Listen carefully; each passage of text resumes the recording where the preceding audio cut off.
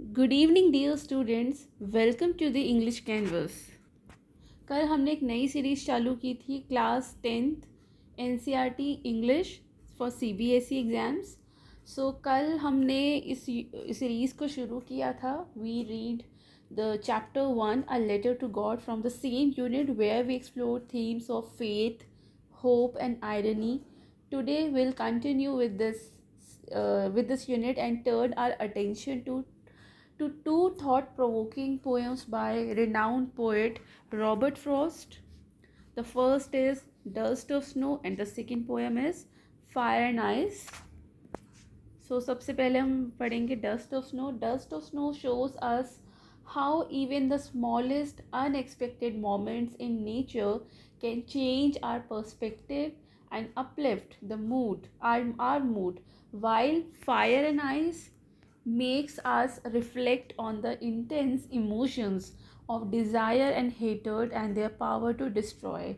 Through these two poems, we will explore Robert Frost's use of imagery, symbolism, and poetic devices, while also connecting the ideas to our own experience and interpretations. So let's begin our journey into his worlds of words. अगर आपको ये lecture helpful लगता है तो इसको like share करना मत भूलिएगा और चैनल को सब्सक्राइब ज़रूर कर दीजिएगा. तो चलिए क्लास शुरू करते हैं. Dust of snow by Robert Frost. तो सबसे पहले हम रॉबर्ट फ्रॉस्ट के बारे में थोड़ा पढ़ लेते हैं कि ये है कौन. Robert Frost was born in 1874 and he died in 1963. He was one of the America's most celebrated poets. ये अपनी उन पोएम्स के बारे की वजह से जाने जाते हैं जो नेचर बेस्ड हैं, इनकी पोएम की लैंग्वेज बहुत सिंपल होती है with deep meaning. So he is one of the most celebrated poets of America. He is known for nature based themes and simple language with deep meaning. The poem dust of snow, it was first published in 1923. ये poem सबसे पहले 1923 में publish हुई थी. इनका एक collection है of poems, New Hampshire. ये पोएम यहाँ इस कलेक्शन में पब्लिश हुआ था. Frost often wrote about nature as a mirror to human emotions. जब भी रॉबर्ट फ्रॉस्ट लिखते हैं पोएम, जब भी लिखते हैं तो वो नेचर को रिप्रेजेंट करते हैं एज अ ह्यूमन इमोशन. मतलब वो नेचर को ह्यूमन से कंपेयर करते हैं, नेचर को एज अ मिरर यूज़ करते हैं टू एक्सप्रेस ह्यूमन इमोशन. सो ये जो पोएम है, this is also inspired by the idea that even a small seemingly insignificant event can have a positive effect on our mood and outlook. और इस poem में भी Frost ने nature को एक मिरर के तरह यूज़ करते हुए ह्यूमन इमोशंस को दिखाने की कोशिश की है. ये जो पोएम है ये एक विंटर डे का सीन है जिसमें काफ़ी ठंड है, स्नो गिरी हुई है और काफ़ी साइलेंस भी है. ये पोएम एक बहुत ही सिंपल मोमेंट पर है जिसमें जो बर्फ़ है, जो स्नो है, वो ट्री से गिर रही है और it changes the speakers mood entirely. मतलब ये जो बर्फ़ पेड़ के पत्तों से नीचे ग्राउंड पर गिर रही है, उसको देखकर ही पोएट का जो मूड है काफ़ी रिफ़्रेश हो जाता है, काफ़ी चेंज हो जाता है. तो चलिए हम पोएम का टेक्स्ट पढ़ते हैं. The way a crow shook down on me, the dust of snow from a hemlock tree, has given my heart a change of mood and saved some part of a day I had rued. ये poem काफ़ी छोटी है, सिर्फ 2 ही stanzas हैं इसमें और stanzas भी बहुत छोटे हैं. तो चलिए पहला स्टेंजा पढ़ते हैं. The way a crow shook down on me, the dust of snow from a hemlock tree. Poet यहाँ डिस्क्राइब कर रहे हैं कि एक क्रो जो जनरली एक नेगेटिव ओमेन माना जाता है, मतलब क्रो को हम पॉजिटिव वे में नहीं देखते. जैसे कैट को हम पॉजिटिव नहीं लेते हैं कि अगर हम कहीं काम से जा रहे हैं और अगर कैट ने हमारा रास्ता काट दिया तो हम वहीं रुक जाते हैं, दूसरा रास्ता ले लेते हैं। इस तरह से क्रो को भी काफ़ी नेगेटिव ओमेन में माना जाता है कि क्रो का दिखना अच्छा नहीं माना जाता है।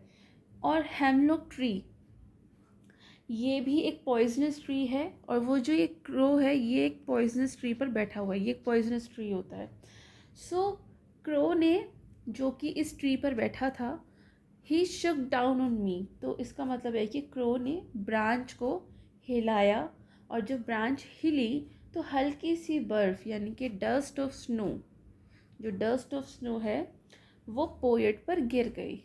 सो इस 4 लाइंस का यही मतलब है कि the way a crow Shuk down on me, मतलब क्रो ने उस ब्रांच को, ट्री के उस जो पॉइजनस ट्री है उसके ब्रांच को थोड़ा सा हिलाया, जिसकी वजह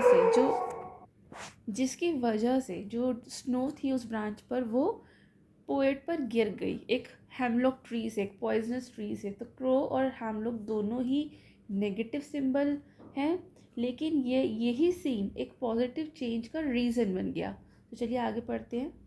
has given my heart a change of mood and saved some part of a day I had rued. So ये गिरती हुई जो स्नो है, इस स्नो ने पोएट का मूड बदल दिया है। पहले वो थोड़ा सैड था, थोड़ा अपसेट था वो, लेकिन ये बर्फ़ जब उस पर गिरी, उस बर्फ़ के गिर जाने से पोएट का जो मूड है वो काफ़ी अच्छा हो गया, मतलब वो अपसेट था वो काफ़ी खुश हो गया, वो हैप्पी हो गया। सो र्यूड का यहाँ पर मतलब है रेग्रेट करना। सो पोएट पहले सोच रहा था कि अरे ये तो दिन वेस्ट हो जाएगा, मतलब एक तो मैं एक पॉइजनस ट्री के नीचे बैठा था, और ऊपर से एक क्रो जो कि खुद एक बैड ओमेन है, उसने मुझ पर बर्फ़ गिराई है, तो ये आज का दिन तो मतलब वेस्ट ही हो गया।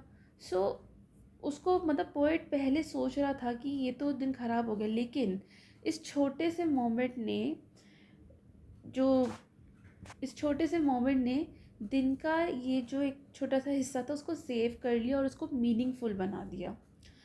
तो बात अगर हम देखें तो ये बहुत छोटी सी है कि पोएट जो है वो एक ट्री के नीचे बैठे हैं जो कि एक पॉइजनस ट्री है, लेकिन और क्रो जो कि एक नॉर्मल सा पक्षी है, नॉर्मल सा बर्ड है, उसने, मतलब कहने का ये है कि ये है तो बहुत ही छोटा सा इंसिडेंट कि वो एक पॉइजनस ट्री के नीचे बैठा है, क्रो ने उसके ऊपर बर्फ़ गिरा दी है, लेकिन ये उसको देखकर इतना अच्छा लगा कि उसका मूड बिल्कुल चेंज हो गया, वो अपसेट था वो हैप्पी हो गया। और इस मोमेंट ने, इस इस मोमेंट ने पूरे दिन का ये हिस्से को सेव कर लिया, मतलब उसे कुछ मीनिंगफुल बना दिया। अब यहाँ पर हम थीम्स की बात करते हैं जो हमें इस पोएम में देखने को मिलती है, समझने को मिलती है। सो थीम्स है यहाँ पर power of the small things, छोटी छोटी चीज़ें भी हमें खुशी दे सकती है, यहाँ पर ये पोएम रिप्रेजेंट करती है, तो ये भी एक थीम है यहाँ पर, पावर ऑफ स्मॉल थिंग्स, जैसे क्रो, स्नो, इसने भी पोएट को बहुत बड़ी खुशी दी है। Nature as a healer, nature हमारे मूड को इंस्टेंटली चेंज कर सकती है, जैसे कि पोएट के मूड को यहाँ पर क्रो ने, स्नो ने और इस ट्री ने चेंज किया है। अनएक्सपेक्टेड पॉजिटिविटी, इसका मतलब यहाँ पर ये है कि जो चीज़ें हमें नेगेटिव लगती है, जैसे कि क्रो और हेमलॉक ट्री, तो ये नेगेटिव चीज़ें भी कभी कभी हम हमारी लाइफ में कुछ पॉजिटिव इफ़ेक्ट ला सकती है। तो ये एक थीम है यहाँ पर, अनएक्सपेक्टेड पॉजिटिविटी। और लास्ट थीम है इस पोएम का, change of mood. Human emotions को एक मोमेंट में चेंज, मतलब ह्यूमन इमोशंस सिर्फ एक मोमेंट से चेंज हो सकते हैं, तो ये भी एक थीम है। अब हम बात करते हैं पोएटिक डिवाइसेस की। तो पोएटिक डिवाइसेस से पहला पोएटिक डिवाइस है इमेजरी। देखिए, स्नो, क्रो और ट्री, इसका एक क्लियर पिक्चर क्रिएट होता है हमारे माइंड में। जब हम ये पोएम पढ़ रहे थे तो जैसे मैंने बोला, द वे अ क्रो, तो क्रो की इमेज हमारे माइंड में बनी। The dust of snow, snow भी हमारे माइंड में एक इमेज बन गई, और एक ट्री की भी एक इमेज हमारे माइंड में बन गई जब हमने इन 3 लाइंस को पढ़ा, जब हमने इस पूरे एक्सटेंजा को पढ़ा, तो हमारे माइंड में कहीं ना कहीं एक इमेज बनी कि एक ट्री है जिस पर बर्फ़ गिरी हुई है और उस पर एक क्रो बैठा है और नीचे पोएट बैठा है। तो ये इमेजरी है यहाँ पर। अगर हम सिंबोलिज्म की बात करें तो क्रो जो है ये सिंबलाइज करता है, आप ये अपने नोट्स में लिख लीजिए, क्रो सिंबलाइज करता है डार्कनेस को, यानी कि नेगेटिविटी को। डार्कनेस एक नेगेटिविटी का सिंबल है, तो क्रो जो है वो नेगेटिविटी का सिंबल है। लेकिन इस पोएम में यहाँ ये नेगेटिविटी पॉजिटिविटी में कन्वर्ट हुई है। अगर हम दूसरा सिंबल की बात करें तो वो है हेमलॉक ट्री। हेमलॉक ट्री भी एक पॉइजनस ट्री है, ठीक है, ये भी नेगेटिविटी का साइन है। लेकिन इस ट्री की वजह से पोएट को अल्टीमेट, या फिर हम कह सकते हैं कि ऑल ऑफ सडन उसको एक हैप्पीनेस मिली है, तो ये भी सिंबल है। और डस्ट ऑफ स्नो भी एक सिंबल है, क्योंकि यहाँ पर ये dust of snow small joys का सिंबल बन गई है, क्योंकि ये पोएट को इसने स्मॉल जॉयज़ दी है। अब हम बात करते हैं एलिट्रेशन की। एलिट्रेशन बेसिकली होता है जब एक ही सेंटेंस में एक लेटर के कई वर्ड्स होते हैं, जैसे कि ये हैज़ गिवन माई हार्ट, तो यहाँ पर एच और एच का रिपीटिशन हो रहा है, तो ये एलिट्रेशन है। अभी दूसरी लाइन देखिए, सेव्ड सम पार्ट, तो यहाँ पे एस का रिपीटेशन है, ये भी इसका एग्जाम्पल है। इसके अलावा अगर आपको कोई और भी दिख रहा है, मुझे तो और कोई नहीं दिख रहा है जहाँ पर कोई एक लेटर रिपीट हुआ हो। मुझे ये 2 लाइन्स में ही दिखा था जो मैंने आपको बता दिया। एक होता है एसोनेंस। एसोनेंस भी एक पोएटिक डिवाइसेस है। एक लाइन है शुक डाउन ऑन मी, ये यहाँ पर है। एसोनेंस होता ये है कि जब किसी वॉवल का रिपीटेशन होता है, लेकिन इसकी जो प्रोनाउंसिएशन होती है वो थोड़ी सी अलग होती है। जैसे कि यहाँ पर देखो, शुक में भी ओ है, डाउन में भी ओ है, और ऑन में भी ओ है, लेकिन तीनों ही वर्ड्स में इसकी जो प्रोनाउंसिएशन है वो डिफरेंट है। नेक्स्ट पोएटिक डिवाइस है इन्वर्जन। इन्वर्जन बेसिकली होता है वर्ड ऑर्डर का चेंज फॉर पोएटिक इफेक्ट। जैसे कि अगर हम इस पोएम की राइम स्कीम की बात करें, तो पहला वर्ड है क्रो, तो इसको पहले मैं ये थोड़ा इरेज कर देती हूँ। हाँ जी, तो देखिए क्रो, तो क्रो को हमने लिख दिया ए, स्नो क्रो के जैसा इसको भी लिख दिया ए, मी को लिखा बी, और ट्री को भी लिखा B, heart part A, mood rude B.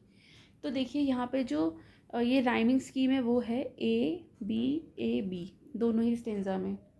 तो इन्वर्जन भी वही है, वर्ड ऑर्डर का चेंज फॉर पोएटिक इफेक्ट।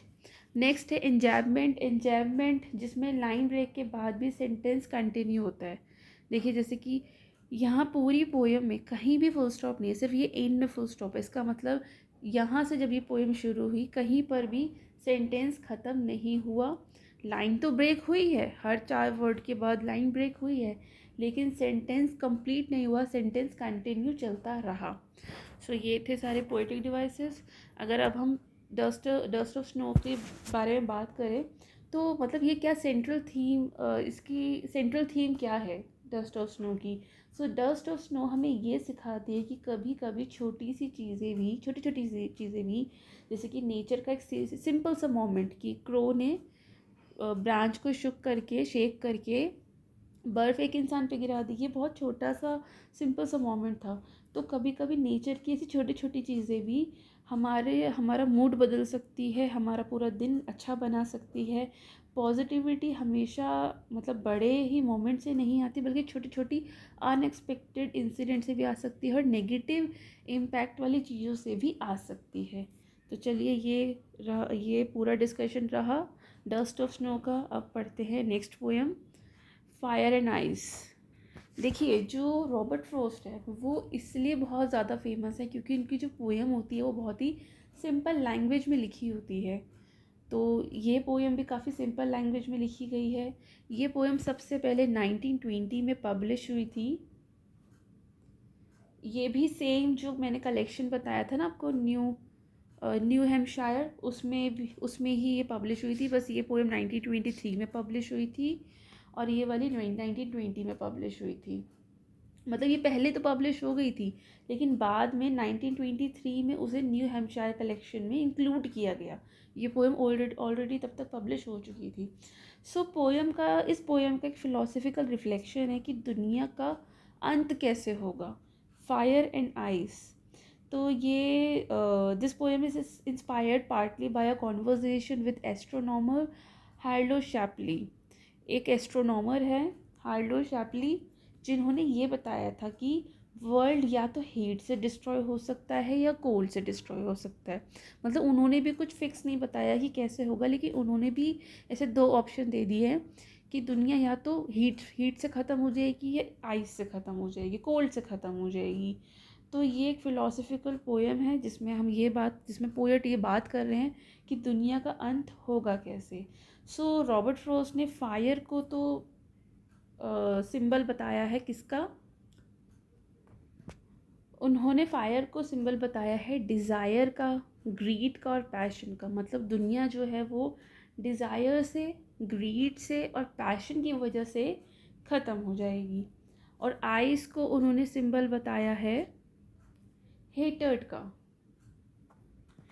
मतलब नफ़रत का, कि दुनिया नफ़रत से ख़त्म होगी। तो इस पोएम में यही डिस्कशन है कि दुनिया फायर यानी कि डिज़ायर, ग्रीड और पैशन से ख़त्म होगी या फिर दुनिया आइस से यानी कि हेटर्ड से ख़त्म होगी। तो चलिए पोएम पढ़ते हैं हम। Some say the world will end in fire, some say in ice. तो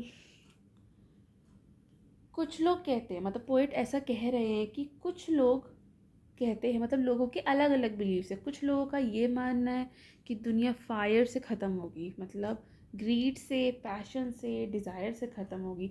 जबकि कुछ लोग ऐसा कहते हैं कि दुनिया आइस से ख़त्म होगी यानी कि नफ़रत से ख़त्म होगी। From what I have tasted of desire I hold with those who favour fire. So यहाँ पर फायर का जैसे मैंने आपको मतलब बताया ही था कि ग्रीड है, डिज़ायर है, लस्ट फॉर पावर है, पैशन है। सो पोएट अपने लाइफ के एक्सपीरियंस, मतलब एक्सपीरियंस की बात कर रहे हैं, बोलो ना, from what I have tasted of desire. मतलब यहाँ पर पोएट अपने ही एक्सपीरियंस की बात कर रहे हैं। यहाँ पर पोएट अपने ही खुद के एक्सपीरियंस से कहते हैं कि डिज़ायर का डिस्ट्रक्टिव पावर इतना स्ट्रॉन्ग है कि दुनिया को डिस्ट्रॉय कर सकता है। So from what I have tasted of desire, मतलब मेरा खुद का एक्सपीरियंस है डिज़ायर को लेकर।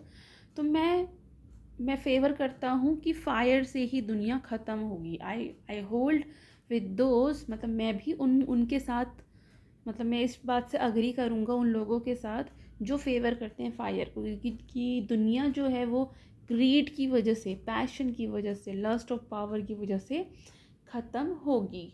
राइट। अब चलिए नेक्स्ट स्टेंजा पढ़ते हैं। But if it had to perish twice, think I know enough of hate. So poet यहाँ पर इमेजिन करते हैं कि अगर वर्ल्ड दो बार डिस्ट्रॉय हो, मतलब दुनिया सिर्फ पेरिश यानी कि डिस्ट्रॉय, मतलब दुनिया जो है वो एक ही बार नहीं, वो दो बार ख़त्म हो, तो दूसरे तरीके के लिए उनका आंसर आइस होगा। मतलब अब I think I know enough of hate, तो हेट भी है, हेटेड की बात कही थी ना यहाँ पर मैंने। वो कह रहे हैं कि अगर हाँ, अगर सिर्फ एक ही तरीके से दुनिया ख़त्म होनी है तो मुझे भी ये लगता है कि दुनिया फायर से ख़त्म होगी।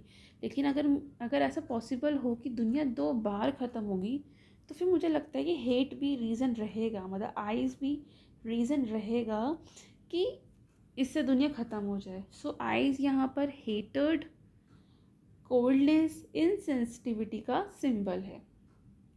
To say that for destruction ice is also great and would suffice. So poet यहाँ कहते हैं कि हेटर्ड भी इक्वली डिस्ट्रक्टिव है। मतलब जितना फायर दुनिया को ख़त्म करने की ताकत रखता है, मतलब power of lust, greed, passion और क्या था, डिज़ायर, जितना इसमें ताकत है ना दुनिया को ख़त्म करने का, मुझे लगता है कि आइस के पास, हेटर्ड के पास भी उतनी ही ताकत है कि वो दुनिया को ख़त्म कर सकता है। मतलब वो भी इक्वली, आइस भी इक्वली डिस्ट्रक्टिव है। अगर फायर ना हो, मतलब अगर फायर ना हो, मतलब डिज़ायर ना हो, तो आइस यानी कि हेट भी दुनिया को ख़त्म करने के लिए काफ़ी नहीं है। मतलब कि दोनों मिलकर ही दुनिया को ख़त्म करेगी। कहने का मतलब ये है कि पोएट को ऐसा लगता है कि दुनिया को ख़त्म करने के लिए फायर भी लगेगी और आइस भी लगेगी, दोनों में से एक तो दुनिया को ख़त्म नहीं कर पाएगी। तो चलिए थीम्स पढ़ते हैं हम पोएम के। तो पहला थीम है destructive nature of emotions. So desire और हेट यानी कि फायर एंड आइस दोनों काफ़ी पावरफुल है कि वो सोसाइटी को डिस्ट्रॉय कर सकता है। नेक्स्ट थीम है human behaviour and world's end. So physical destruction के पीछे इमोशनल कॉजेज़ भी हो सकते हैं, मतलब ह्यूमन का बिहेवियर ही वर्ल्ड के एंड का रीज़न बनेगा। एंड डुअलिटी ऑफ डिस्ट्रक्शन, मतलब फायर और आइस दोनों अलग अलग नेचर के होते हुए भी सेम रिजल्ट ला सकते हैं। मतलब फायर और आइस दोनों अलग अलग है, दोनों की प्रॉपर्टी अलग है, दोनों का नेचर अलग है, लेकिन फिर भी दोनों का रिजल्ट सेम ही आएगा। And the fourth theme is symbolism of fire and ice. Fire मैंने आपको शुरू में ही बता दिया था जब मैंने पोएम शुरू किया कि fire represents passion, greed, desire, and ice is a symbol for hatred, indifference and coldness. अब हम पोएटिक डिवाइसेस की बात करते हैं। पोएटिक डिवाइसेस से पहले हम पढ़ लेते हैं इसका राइम स्कीम। चलिए पोएम को राइम स्कीम करते हैं। Fire A, desire A, fire again A, ice B, right, ice twice B, hate, hate को देखिए हेट तो किसी से मिल नहीं रहा तो इसको लिख देंगे C, and then again ice, ice हो जाएगा बी, ग्रेट जो कि हेट से काफ़ी राइम कर रहा है तो इसको सी बोलेंगे, और सफाइस आइस से कर रहा है तो बी। तो इसका राइम स्कीम हो जाएगा A B A B C. देखो ए बी ए यहाँ लिख दिया, ए बी सी यहाँ लिख दिया, B C B. So this is a rhyming scheme of this poem, right. अब हम बात करते हैं पोएटिक डिवाइसेस की। सो पहला पोएटिक डिवाइस है सिम्बोलिज्म। सिम्बोलिज्म यहाँ पे दो ही है, फायर और आइस, जो कि मैंने कई बार बताया। Fire represents desire, grid and passion, and ice represents hatred, indifference and coldness. Imagery की अगर हम बात करें तो जैसे मैंने बोला फायर, तो हम फायर से हमारे मन में एक इमेज बनती है आग की, आग की वजह से लगने वाली गर्मी की, सब कुछ डिस्ट्रॉय हो जाने की, तो ये इमेज बनती है। आइस, जब हम बात करते हैं आइस की तो हमारे माइंड में आइस आ जाती है जो काफ़ी कोल्ड, और हमें फील भी होती है कि हीट कितनी गर्म है, जला देती है, और आइस कितनी ठंडी है, बिल्कुल ठंडी होती है, हाथ पेन करने लग जाता है, इतनी ठंडी होती है। अब एलिट्रेशन की बात करते हैं, जैसे कि देखो ये है यहाँ पर सम से, एस एस रिपीटेशन है एलिट्रेशन में, अगेन सम से। इसके अलावा एलिट्रेशन में और favour and fire, F F, right. और अगर आपको कुछ और लगता है तो जो मैंने छोड़ दिया है एलिट्रेशन में तो आप कमेंट सेक्शन में मुझे बता सकते हैं। फ़िलहाल तो मुझे इतना ही दिख रहा है। अगला है एसोनेंस। वही मैंने जब बताया था कि repetition of vowel sounds but with different pronunciation. जैसे कि ये जो लाइन है यहाँ पर एसोनेंस में वो ये वाली, आई hold with those who favour fire, तो यहाँ पर भी ओ का रिपीटेशन बहुत ज़्यादा, लेकिन हर वर्ड में ओ की प्रोनाउंसिएशन डिफरेंट है। और बात करते हैं हम एन्जैम्पमेंट की। एन्जैम्पमेंट मैंने आपको बताया था कि लाइन तो ब्रेक होती है लेकिन कंप्लीट नहीं होती है। तो यहाँ पर देखिए लाइन ब्रेक हुई है लेकिन कंप्लीट यहाँ हुई है, यहाँ भी लाइन ब्रेक हुई है लेकिन कंप्लीट यहाँ हुई है। तो ऐसे पूरी पोएम में ये है। सो फायर एंड आइस हमें ये सिखाती है कि वर्ल्ड की डिस्ट्रक्शन सिर्फ नेचुरल डिज़ास्टर से ही नहीं बल्कि ह्यूमन इमोशन से भी हो सकती है। डिज़ायर और हेटर जो कि ह्यूमन इमोशंस हैं दोनों ही इक्वली डिस्ट्रक्टिव हैं, बस उनका तरीका अलग है। फ्रोस्ट हमें वार्न करते हैं कि हमें अपने इमोशंस को कंट्रोल में रखना चाहिए, नहीं तो हमारे इमोशंस कल को बहुत बड़ा नुकसान कर सकते हैं, बहुत बड़ा डिस्ट्रक्शन कर सकते हैं। सो आज हमने रॉबर्ट फ्रॉस्ट की ये दो पोएम्स पढ़ी हैं। बहुत ही खूबसूरत और सोचने पर मजबूर करने वाली दो पोएम्स हैं, dust of snow and fire and ice. So dust of snow में हमने ये सीखने को मिला कि नेचर का एक छोटा सा अनएक्सपेक्टेड मोमेंट भी हमारे लिए कितना इम्पोर्टेंट होता है, हमारे मूड को बदल सकता है, हमारे दिन को अच्छा बना सकता है, हमारे दिन को बेहतर बना सकता है। ये पोएम हमें ये भी सिखाती है कि पॉजिटिविटी कभी कभी उन जगहों से भी आती हैं जहाँ हम एक्सपेक्ट नहीं करते या जिन्हें हम नेगेटिव समझते हैं। और फायर एंड आइस से हमें ये समझ में आया कि डिज़ायर, लालच, पैशन, नफ़रत, कोल्डनेस और इनडिफरेंस जैसे स्ट्रॉन्ग इमोशन इतने ज़्यादा पावरफुल होते हैं कि पूरी दुनिया को बर्बाद कर सकते हैं। सो ये पोएम हमें ये भी सिखाती है कि हमें अपने इमोशंस को बैलेंस करके रखना चाहिए।